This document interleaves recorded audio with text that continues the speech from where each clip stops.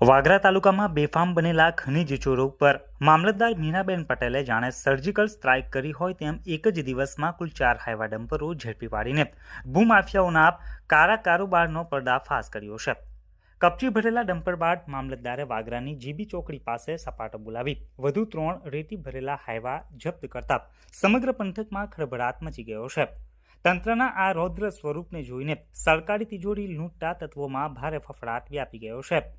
મામલતદારની તપાસમાં ચોંકાવનારી વિગતો બહાર આવી છે, જેમાં 44.5 ટન રેતી સાથે GJ16 AY 7105 તેમજ 40 ટન રેતી સાથે GJ16 AY 7179 અને એક કાયદાને ઠોકર મારતો નંબર પ્લેટ વગરનો 43 ટન રેતી ભરેલો હાઇવા ઝડપાયો છે। આમ એક જ દિવસમાં કુલ 127 ટન રેતી અને 39 ટન કપચી મળી કુલ 166 ટનથી વધુનો બિનઅધિકૃત જથ્થો સીઝ કરાયો છે।